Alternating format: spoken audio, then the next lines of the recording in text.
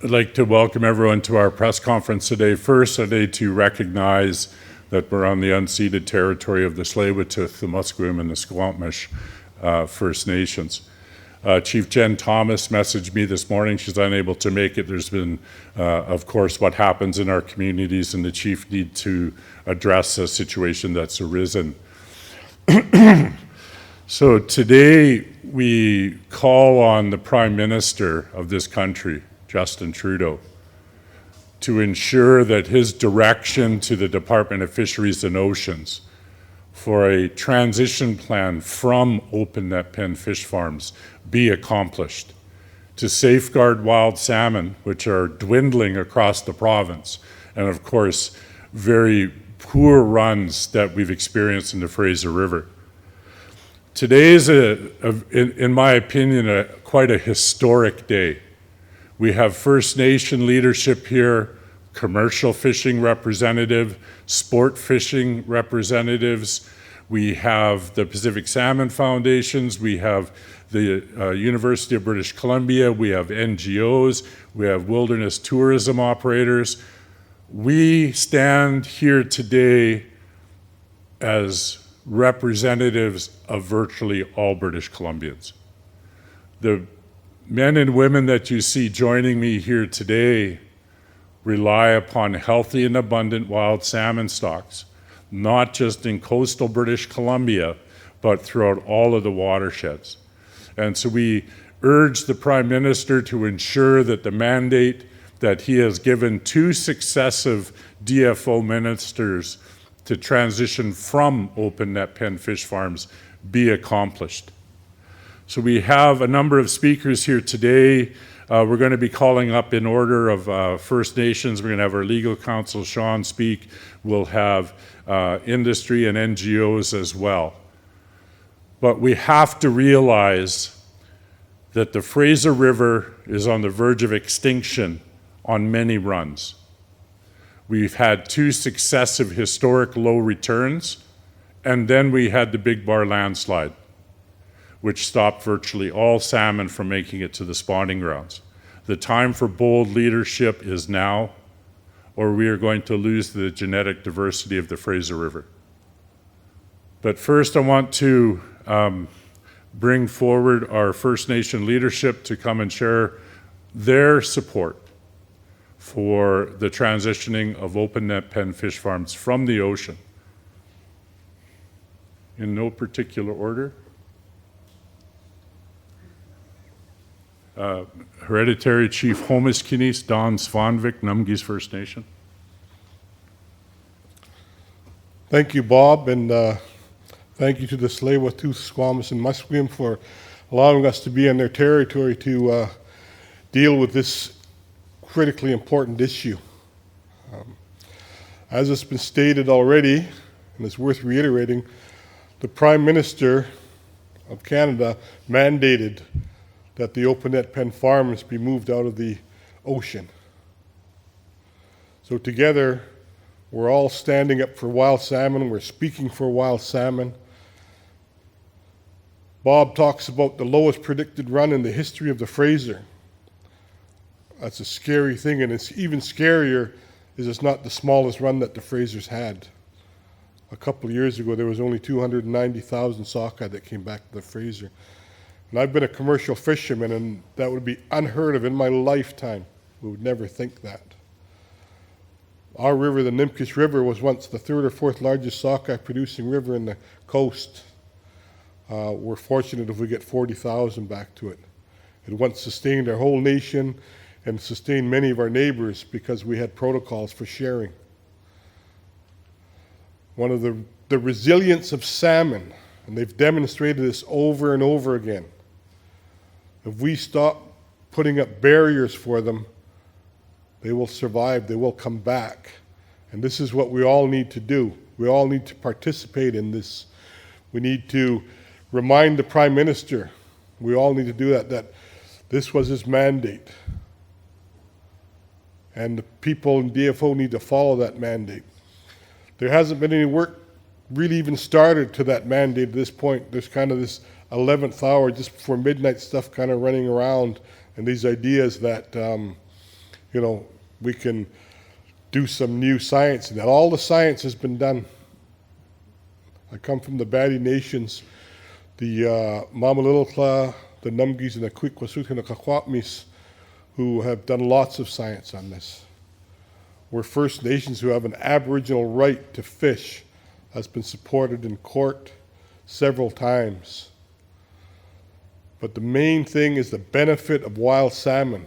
We cannot lose that. Not only the nourishment to our bodies, the nourishment to the land, nourishment to the animals, trees, the ecosystems, we all depend on it. Not having wild salmon is not an option. So thank you all for your support, and let's remind the Prime Minister strongly that he's got to have his people follow his mandate. Gaila Kessler. Cookby Justin Kane, Statlium Chiefs Council. Good morning. Thanks, Bob. Thanks, everyone, for being here. My name is Justin Kane. I'm the elected chief in Squila First Nation. I'm also the chair of the Statlium Chiefs Council, who represents 11 communities in the interior of so-called BC, and many of our communities live along the Fraser River who depend on the wild salmon. Today we call upon the Prime Minister to follow up on his commitment regarding the transition of open pen fish farming out of the BC coast. Wild salmon is a staple food source amongst many First Nation communities along the Fraser River. Today, with the cost of foods and nutrients and the issues of access to a good, healthy diet, food security, food sovereignty couldn't be more needed. With the decline of wild salmon stocks from years of mismanagement and protection of the migratory waters from human-caused environmental impacts, natural disasters, warm waters, drought, extreme heat, and now past many years of having open pen fish farms on the wild salmon migratory routes, our salmon has become at risk. Today I plead not only with the government, but also the communities who are participating in the open pen fish farms to look to understand the concerns of the nations and the communities that rely on the wild salmon, such as ours, on the constant decline of wild salmon for our people. Wild salmon has been a staple in our communities for generations. Today, I also express concern regarding the industry that has been for years making a profit off an unnatural food source in our area that has been causing a negative impact on natural food source that our people rely on. In the Statlium, we have over 5,000 of our members, and every year we look forward to our fishing time, and every year we continuously fight with the Department of Fisheries and Oceans, who says the stocks are low, and they try not to open our fishing, which is our Aboriginal right, as the hereditary chief has stated. And we continuously fight with DFO, and now we're continuously fighting not only with DFO, but with the governments in regards to the concern of the wild salmon and the open pen fish farms. We need the transition plan in place and hopefully not renew these licenses. Cook's Jam.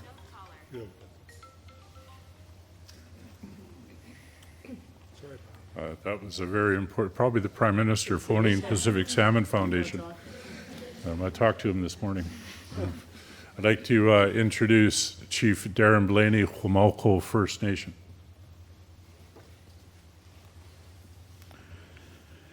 Imot Gonanape, Imot Kotaste Gidgestams, Judges. Good to see you all. Good to be in the home of our relatives from these nations here. I'm Darren Blaney, Chief of Humalco. Homalku is our name. It means people of the rapids within and around Discovery Island. That's where our people get our name from.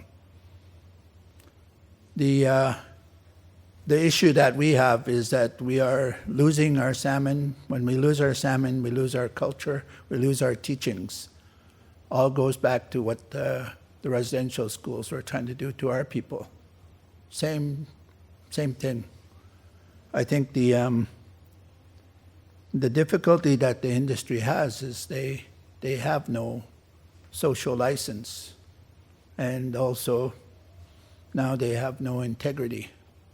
When we were consulting on the Discovery Islands, they withheld information on Tenacibaculum, even though we were consulting in 2020. They withheld the information because of how damaging it was to the industry.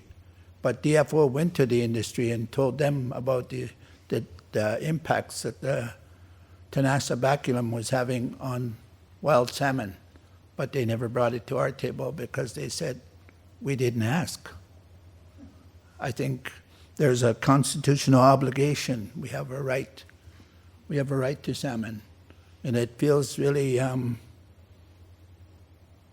hard to understand how, we have a constitutional right and somebody doesn't abide by that and there's no consequences. And with this issue of integrity that DFO has, lack of integrity, we've been spending money trying to protect or support the minister's decision to remove the farms. Hamalco was spent about $700,000. And I've told the minister that we've spent $700,000 from our community to support your decision to remove the farms. And yet, we keep going back into this place of lacking integrity. So I think we keep pushing them towards integrity. The muzzling of scientists is shouldn't be happening, especially with a department that is there to protect wild salmon. And it's at the cost of our culture. We don't get to teach our kids our culture anymore around salmon because it's so decimated. So I think that the work that has to be done, I look at our neighbors, they talk about farmed salmon and saying they can apply indigenous knowledge.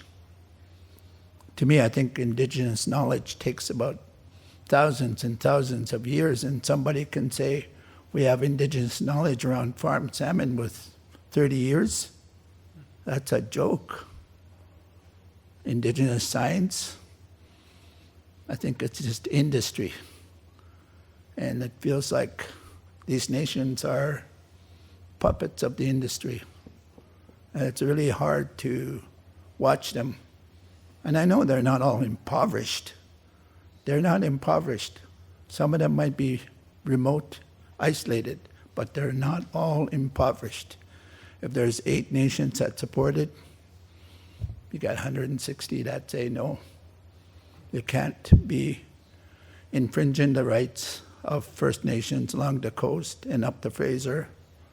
Not only the rights, you have all the cultures that you're impacting.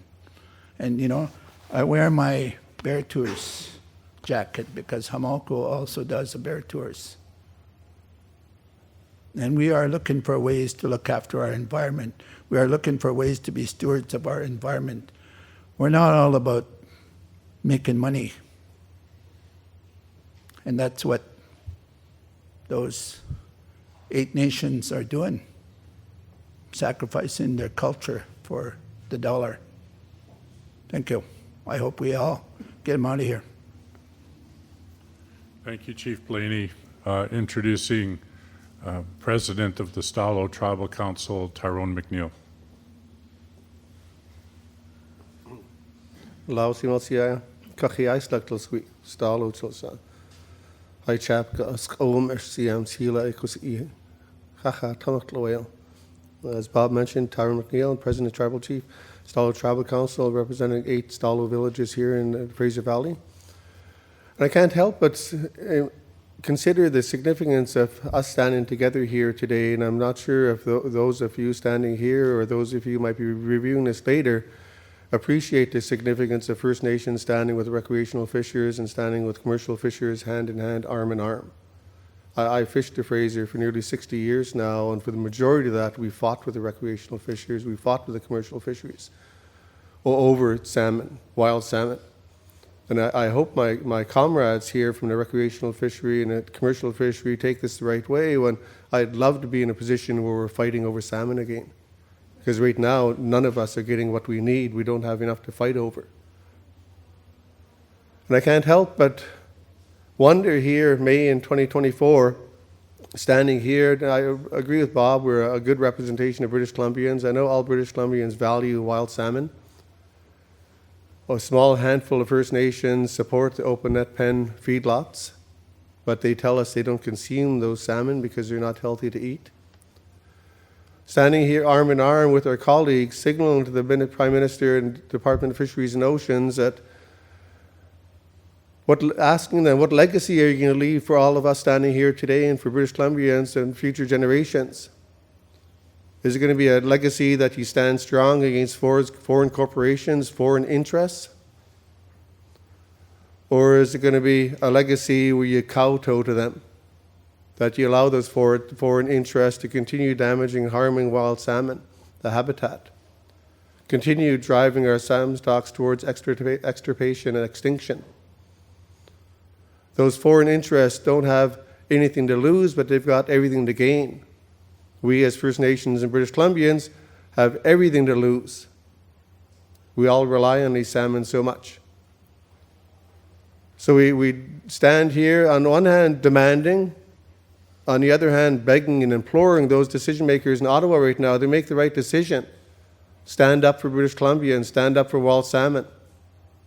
Do not kowtow to those foreign interests. Let's work together to rebuild salmon stocks. I feel they can be rebuilt provided those open net pen feedlots are removed. That's the biggest impediment in their way. We've seen higher numbers return last year because that's the first sockeye that never faced open net pen feedlots on the way out migration and in migration. A lot more returned than anybody expected because of that. And this year I feel the early predictions are at least double what they're going to be because of Big Bar, there's only 5-year-old salmon returning. And there typically isn't 500,000, it's more in 200,000 or less. So now is one of the most critical times in British Columbia's history with regards to our relationship to the Department of Fisheries Oceans and the Prime Minister. We're expecting both of them to make the right decision to benefit wild salmon, to benefit British Columbians, to maintain that harmony of relationship between salmon and the entire ecosystem, the values of the forest, the bears, the wolves have in support and appreciation of salmon is very similar to us as First Nations, and others want access too. So to the Prime Minister and the Department of Fisheries and Oceans, work with us. We'll gladly work hand in hand with you, but if push comes to shove, we'll continue fighting you too. This is too valuable. This is too important a time to support foreign interests over our rights, over our interests, over the benefits for British Columbians. Hi, Chapka. Thank you. So what we've heard, the majority of First Nations in British Columbia support actively Prime Minister Justin Trudeau's mandate to remove fish farms, to transition from open net pen fish farms. We had the North Island, the Numgis Nation, speak about their independent science they did within their agreement. We have Cook B. Kane from the Statlium Chiefs Council and the people there of over 5,000 beseeching the Prime Minister to remove the farms and attain food security. We have Chief Darren Blaney from the Homolko speaking about DFO's hiding of science within a consultation process.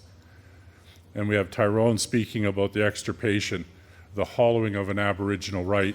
And what I think is really critical for today is the broad unity that's represented here. The opportunity for the Prime Minister to attain province-wide reconciliation that benefits the environment and all British Columbians and the economy. I want to welcome Sean Jones to the speaker next, please.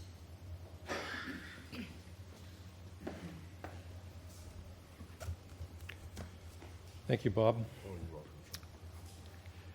Good morning, everyone. My name is Sean Jones. I speak to you today on behalf of Wild First. Thank you for joining us here this morning on the unceded and unsurrendered lands of the Musqueam, Squamish, and Tsleil-Waututh peoples.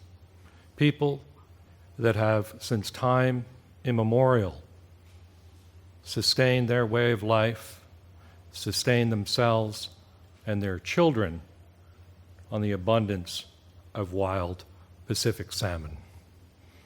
Today, wild Pacific salmon are on the brink of extinction. So today, I have one question for one man.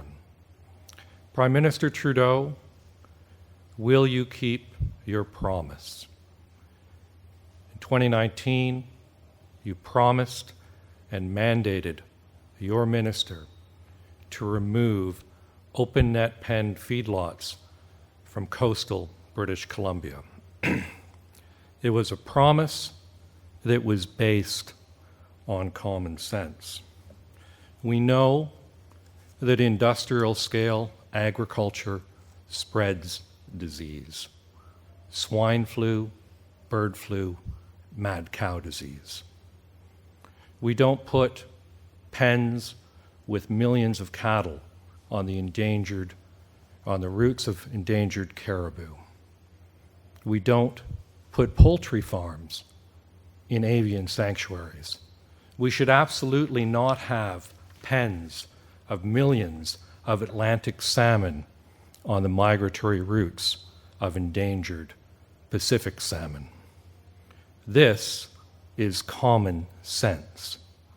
But common sense has been captured by DFO, who is in turn captured by an industry that peddles doubt in the face of scientific certainty, that peddles doubt the way that big oil and big tobacco peddles doubt.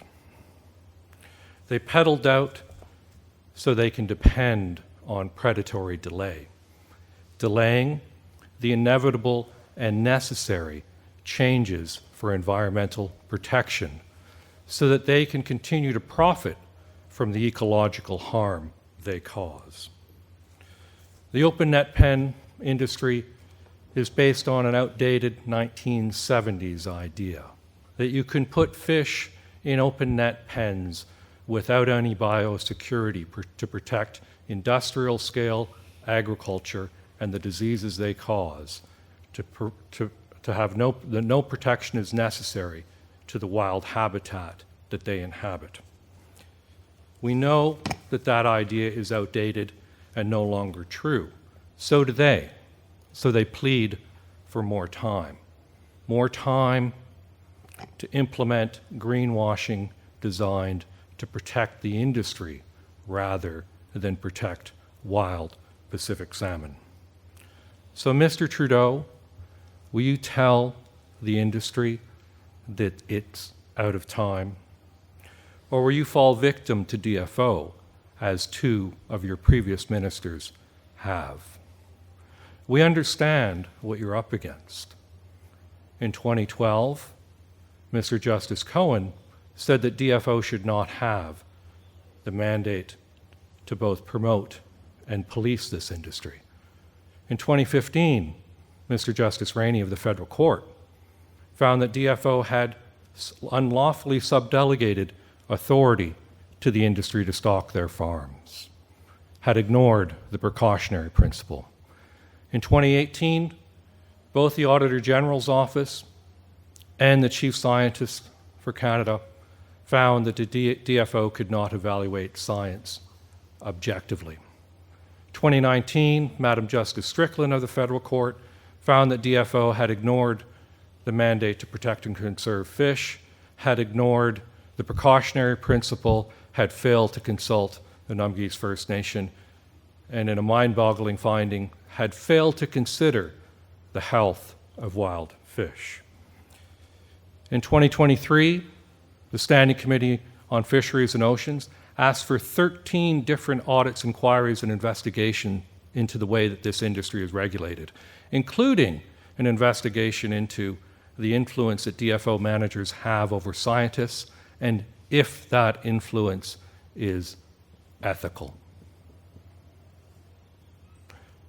In 2024, just last week, the Public Sector Integrity Commissioner confirmed that she will be investigating whether DFO officials have acted with integrity, if they have indeed tried to prevent scientists from revealing their findings to the public, to the media, and Parliament.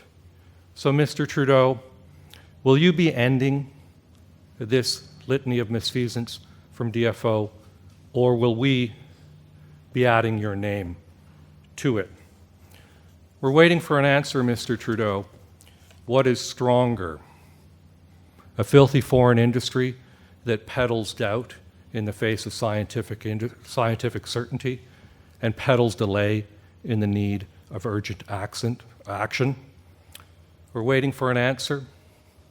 What's stronger, Mr. Trudeau, your word or a cabal of DFO mandarins whose lack of integrity is an open secret and subject to a live investigation? We're waiting for an answer. It's May 2024. 2025 is 7 months away. We're waiting to find out. The majority of British Columbians are out of patience with an industry that pollutes for free. Over 120 First Nations are out of patience with DFO's lies, fake science, and cover-ups. We're all out of patience, Mr. Trudeau, because wild Pacific salmon are out of time. So I think I speak for everyone standing behind me here, Mr. Trudeau, when I deliver one message. Keep your promise. Thank you. Thank you, Sean. I'd like to introduce Mr. Kyle Lewis, he's Vice President, United Fishermen and Allied Workers Union. Thank you, Bob. I'd also like to thank the previous speakers before me. First and foremost, I'd like to acknowledge the land of the Musqueam, Squamish, and Tsleil-Waututh people whose territory we are meeting on today. My name is Kyle Lewis. I'm the Vice President of the United Fishermen's and Allied Workers Union. We represent over 2,000 active harvesters and plant workers here in BC engaged directly in the wild salmon industry. I stand here before you today in solidarity with all the others that you see here. What we have in common, all our livelihoods directly rely on a healthy wild salmon. We are on the brink of seeing the extinction of that here in BC, should a long-term fish farm license extension be issued. We stand to lose an entire culture as well as a way of life that helped build the very province we live in, should we see the collapse of our fish stocks here due to the current state of affairs. We were given a promise from our Prime Minister that we would see the transition of fish farms from open net pens by 2025. We have over 2,000 jobs in our sector alone that have been lost already due to this issue. I want my children, as well as all future generations in BC, to be able to engage in a healthy and vibrant wild salmon industry. We aren't just talking about jobs, we're also talking about First Nations food fisheries.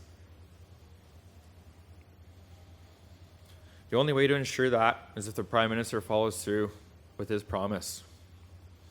So, Mr. Trudeau, the 11th hour has passed. We urge you to do the right thing and give our BC salmon a chance. Thank you.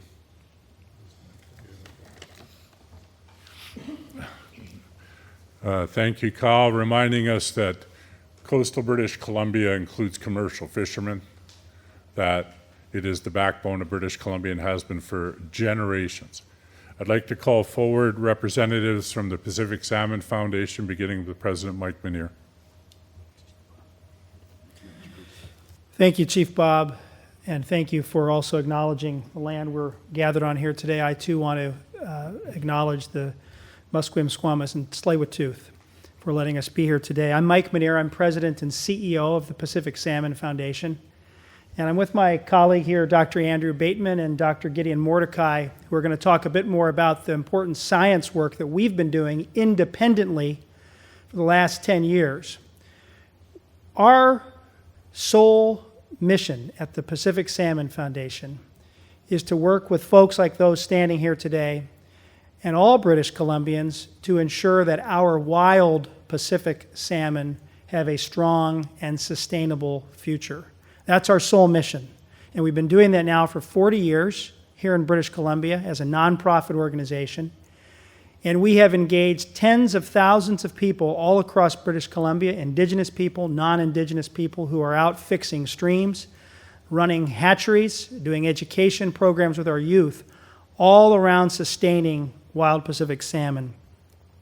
And I want to share just a personal story about why this is important. I grew up in the United States, and in the 1970s and 80s, our national environmental objective was to save the bald eagle, the American bald eagle, which was dwindling and seriously heading towards extinction. As a result of people coming together through conservation, as a result of governments protecting habitat, and that is what we are talking about today, is protecting the habitat of our wild Pacific salmon, and as a result of government taking strong action on chemicals like DDT that were harming these animals, we turned the corner for the bald eagle in the United States, and now it is a conservation success story. We can do that for wild Pacific salmon. As our chiefs have said here today, they are resilient.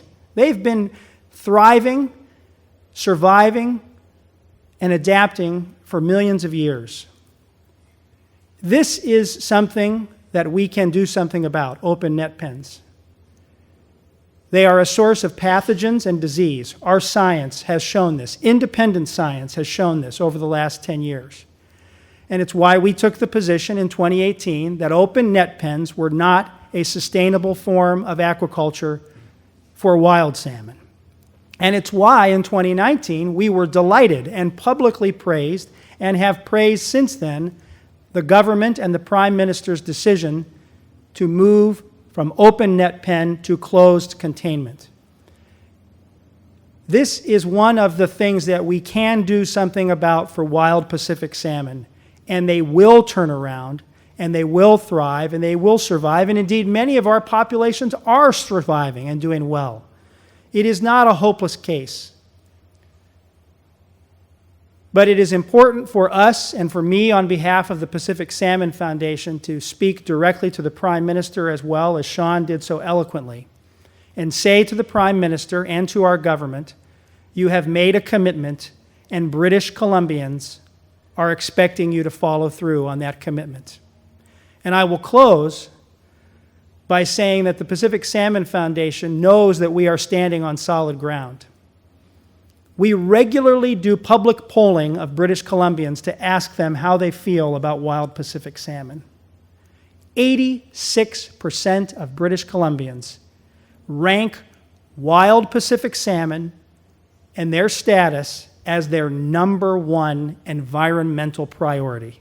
This ranks above single-use plastics, microplastics. It ranks above climate change in general. British Columbians care very deeply about this.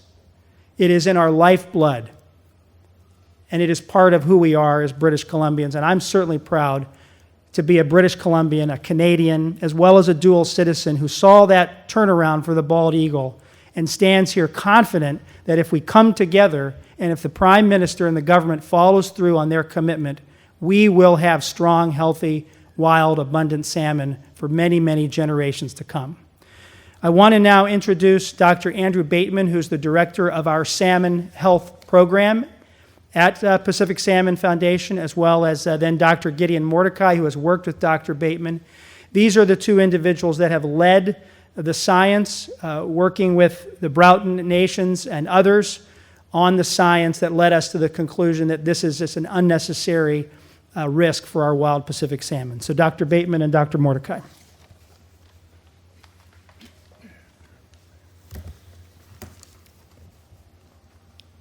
My name is Dr. Andrew Bateman. I'm a research scientist with Pacific Salmon Foundation, and I lead the PSF Salmon Health Program. PSF has been collaborating for over a decade now with researchers from the Department of Fisheries and Oceans, DFO, and from leading universities around the province and across Canada. When we look back at that decade and when we look back even further, when we boil it down, dozens of peer-reviewed scientific publications make abundantly clear that open net salmon farms pose a risk through the parasites and pathogens they amplify to wild Pacific salmon, to the health and survival of wild Pacific salmon. We've been hearing a lot over the last several years about the minimal risk that open net salmon farms pose. Well, as a participant in DFO's science processes that led to that assessment of minimal risk, I can clearly say that DFO aquaculture and salmon farm industry influences undermine the integrity of those processes. Furthermore, those processes miss the mark. The Department of Fisheries has never once assessed the cumulative risk that open net salmon farms pose to all 5 species of Pacific salmon.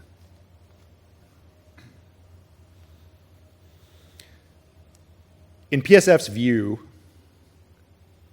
DFO's mandate to act in a precautionary manner requires the minister to protect wild salmon. Well, there are many risk factors that we can do nothing about. Key amongst them, climate change. Eliminating the parasites and pathogens amplified on open net salmon farms and the risk they pose to wild salmon is something that we can do something about. We do not have time to waver on this decision.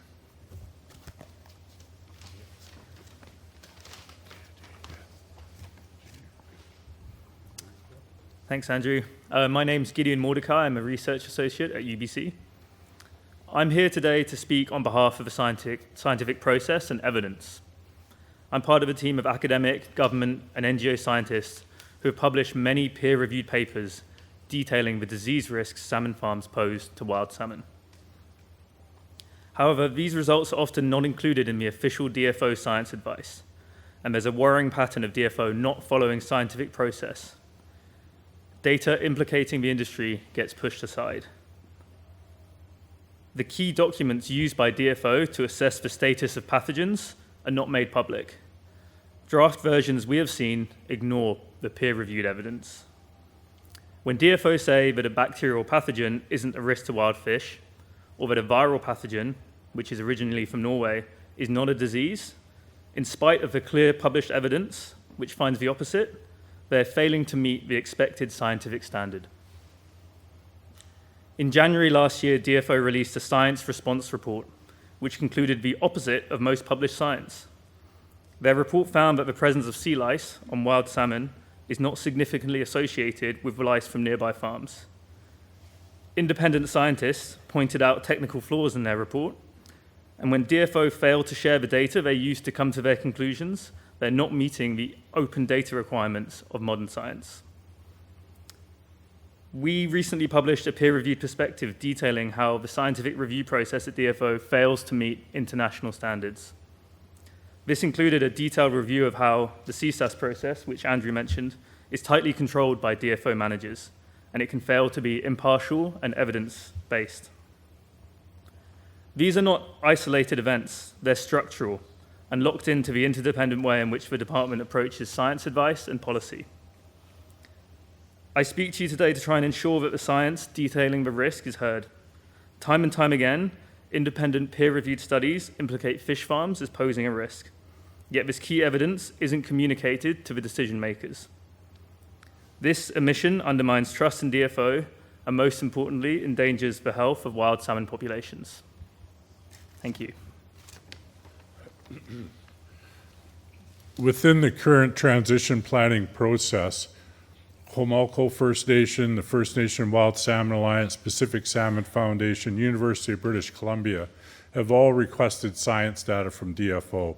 It's been over 16 months. They still have not provided this. I'd like to call forward Karen Riston from Living Oceans, please. Thanks, Bob. My name is Karen Riston. I'm the Executive Director at Living Oceans Society. For more than 30 years now, I've been involved in researching and documenting the problems with salmon farms. I've been reaching out to policymakers, educating, I think I'm up to 12 ministers, and the general public concerning the problems. And yet, as I stand here today, I can't say that I know that Ottawa understands the white-hot anger that is simmering on this coast. Excuse me. The thought that the Prime Minister might not keep his promise and saddle us with salmon farms for another 30 years is stoking that anger. We know that there is no technological fix for this. There's no middle ground that will protect wild salmon.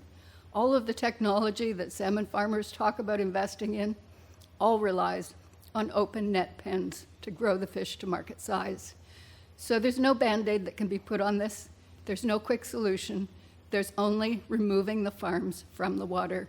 That's what you promised, Mr. Prime Minister. Keep your promise. Thank you. Stan Probosh, Watershed Watch.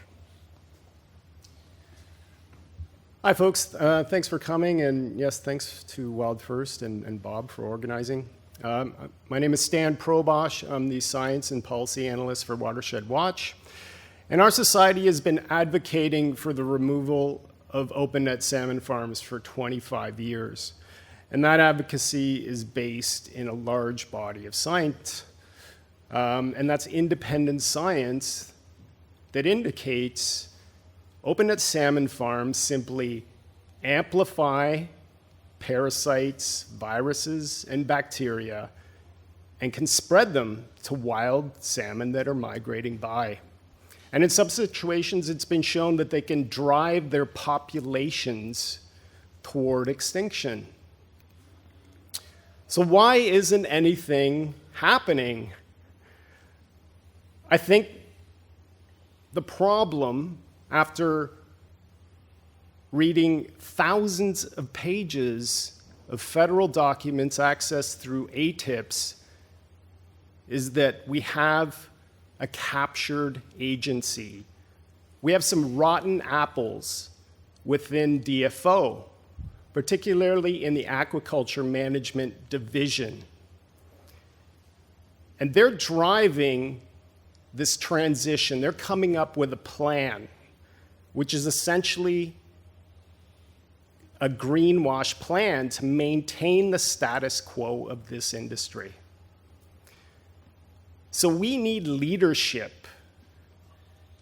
We need the Prime Minister to step up and keep his word and keep his promise and remove open net salmon farms from BC by 2025. Thank you. Thank you, Stan. Dr. Killian Steffes. Oh, I'm sorry, I forgot. That's okay. Impersonating Dr. Yeah, thank you. I'm not a doctor, but I played one on television. No, it's not true. Thanks, everybody, for coming here today. I'd also like to acknowledge that we're here on the traditional unceded territories of the Musqueam, Tsleil-Waututh, and Musqueam peoples. So today we've heard from scientists, First Nations, people from the fishing industry, and it's just incredible to see the wisdom that's here today telling you the story of the Pacific Coast, and that may be missed in Ottawa. So at the David Suzuki Foundation, we've been working for decades to remove this risk from open net pen aquaculture. We know the risks. It's been documented again for decades, again from the First Nations and scientists telling us the same story over and over again. And DFO knows it, and the Prime Minister knows it, and that's why he made his promise in his mandate letter to remove these. And what has happened in the interim is baffling to everyone standing here in front of you today, and it's baffling to the majority of British Columbians who believed that promise and who want this. We've talked about this isn't just good science, this is good policy. It's what people want and need. And the reason people want that is because it's integral to our communities, it's integral to our economies, and it's vital to our ecosystems. We know that scientifically, we know that intuitively. We also know that open net fish pens are super spreaders for bacteria, for viruses, for parasites like sea lice. No one likes to see the images of sea lice on young salmon, but even worse is their impact, what they're doing to wild salmon. And we were talking earlier today, we put those fish farms in the places that those young salmon like to go. The fish farmers want a place where those currents are going to run through for fresh water. That's where the young salmon want to go. Where they've been taken out, we've seen the results. This group here, we don't often see eye to eye, but the passion and the knowledge here today is telling you this is important. And again, reminding the Prime Minister and his cabinet of the promises that they made for good reason. It wasn't just a random political statement. It is for good reason. It's for the best for everyone here out on the Pacific Coast. So please keep your promise. Now's the time to do it. Please do not waver. Thank you. A very important point that the industry likes to be located where a strong tidal flush occurs. It must be understood that the salmon do not buck the tide until they head back up the river. So they get delivered directly to where the fish farms are operating. I'd like to introduce Sonia Strobel from the Skipper Auto Community Supported Fishery. Thank you, Bob. And thank you to the other speakers who've done such an excellent job raising so many important points. And thank you to the Squamish and the Musqueam and the Tsleil-Waututh for allowing us to gather for this important day. My name is Sonia Strobel. I'm the co-founder and CEO of Skipper Auto Community Supported Fishery. Our network of over 40 BC fishing families and some 8,000 member home cooks across Canada depend on wild salmon for our way of life, our good living wage jobs, and for our local food system. Long before open pen salmon farms, community-based fisheries and shoreside workers thrived on wild capture fisheries and the myriad shoreside businesses that supported them. Since salmon farms were brought into our waters, we've seen a steady decline in wild salmon numbers, as we've been talking about here. And this has happened everywhere in the world where open pen salmon farms exist. And yes, there are many factors that are contributing to the decline of wild salmon, but we know that the pathogens that are released by salmon farms are not helping. Yes, salmon farms create jobs, but not nearly as many as thriving wild salmon populations create. As you've heard from Kyle Lewis at the UFAWU, thousands of jobs depend on the wild salmon, thousands of good-paying jobs in coastal communities that preserve a way of life depend on wild salmon populations. So on behalf of our fishing families and our member home cooks, we expect you, Justin Trudeau, to keep the promise that you made to us in 2019 to get the salmon farm industry out of our oceans by 2025. He has never backed off that promise, but now that the deadline is less than a year away, we expect clarity and action. Going back on that promise now is an affront to everyday Canadians and their food system, to the more than thousands of workers whose good jobs depend on wild salmon, to BC's ecosystems, and to the wild salmon themselves who have inherent value.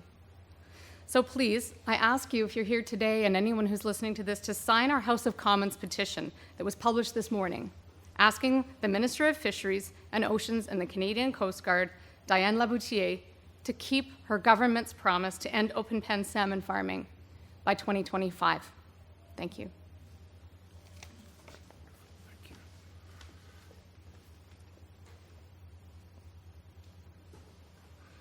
Is Tasha Sutcliffe here from EcoTrust Canada?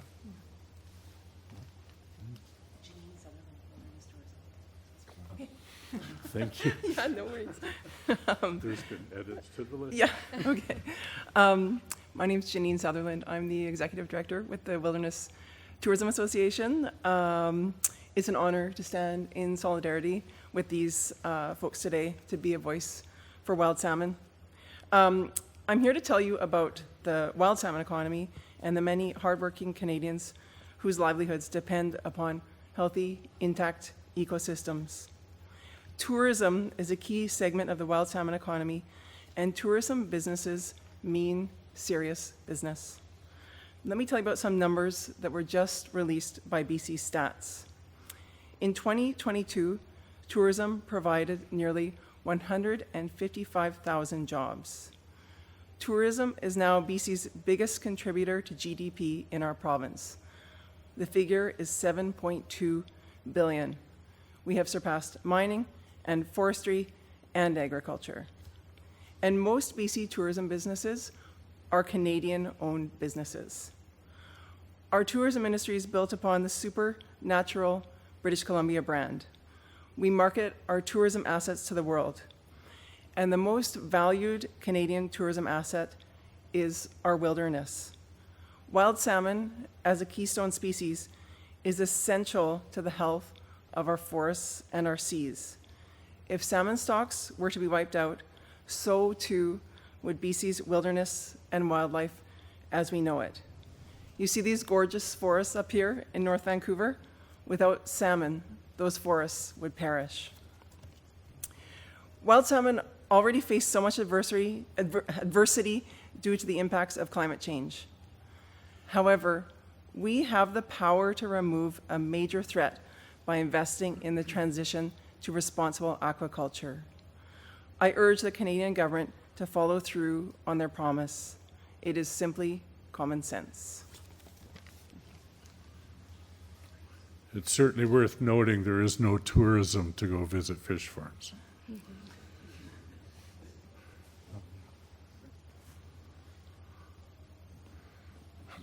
No problem. Hi, I'm Paul Kershaw. I represent Area D and E gillnets. This is mostly a small boat fleet. You may see them from time to time, but not lately on the Fraser River. It's basically all ma and pa fishing families that operate these vessels, and we feel over the years we've arranged the words maybe 1,000 different ways that we believe fish farming is having a real negative impact on our salmon populations, and we get the same generic response that most of you probably all get. And we feel that the ministry that came out with this promise to remove fish farms in the year of 25, we felt it was hope on a rope though. I don't feel confident the ministry is going to keep its word. And I'm hoping that they do keep their promise to remove them. And I'm not a scientist, so I'm not going to cite how sea lice and pathogens and everything else is killing our wild salmon. I will tell you that there's still abundances of salmon in the world. The Pacific Ocean is a fantastic place for salmon right now. Alaska, over 200 million regularly salmon is harvested.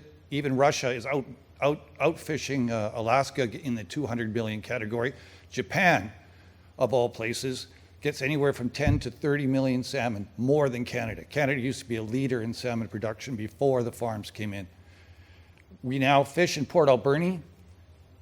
There was farms in Port Alberni for years, about 2 decades ago.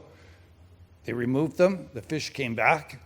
They were trying to reestablish them, and my wife and I and the indigenous people there, the Cheyashut, the Uchakosik, and the Hapakasith, band together with the citizens and sports fishermen and environmentalists, and we had many town meetings where we managed to convince the DFO who was going to put these farms in to actually retract it and say, no, we're not, Port Alberni might not be a good place, mostly due to the fact that they all got together like a group like this, and they stuck together, and they had one common cause: let's get rid of the farms and keep the salmon. Well, it's amazing. That is really my only consistent fishery for my family, the people I represent, every year it beats the prediction. 2 years ago, someone mentioned there was 290,000 sockeye swim up the mighty Fraser. The Somas is a ditch compared to the Fraser. In that year, we had 800,000 fish. We beat the Fraser River. That should be an impossibility. This year, they're predicting 500 and something thousand on the Fraser. That's a disgrace. But this place where there's no fish farms, small river, 800,000 is a potential prediction. And it'll probably beat that because it does every year. The other place that we fish regularly is the Skeena, like the last 2 years. 2 years ago, it was like a 4 million run, bigger than the Fraser by 4 times. The Fraser was never behind the Skeena. And now, no fish farms there, and we've got fish there. You know, I think it's clear. Even that year 2 years ago, the Columbia River, 9 dams on the Columbia River, and they have 600,000 sockeye, a record of 100 years. What do they don't have? They don't have fish farms. I'm begging the minister, we can't write any more letters. Keep your promises. We rely on it. Our families, our friends. Thank you.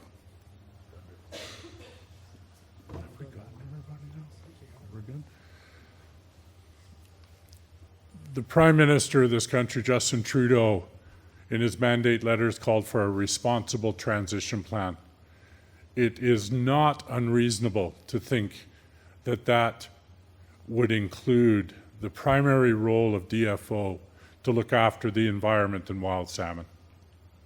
We have an unprecedented presence of unity across British Columbia, including over 120 First Nations, commercial fishermen, sport fishermen, wilderness tourism operators, NGOs, other industries that rely upon healthy and abundant wild salmon. And the vast majority of British Columbians support the transition of these fish farms from BC oceans.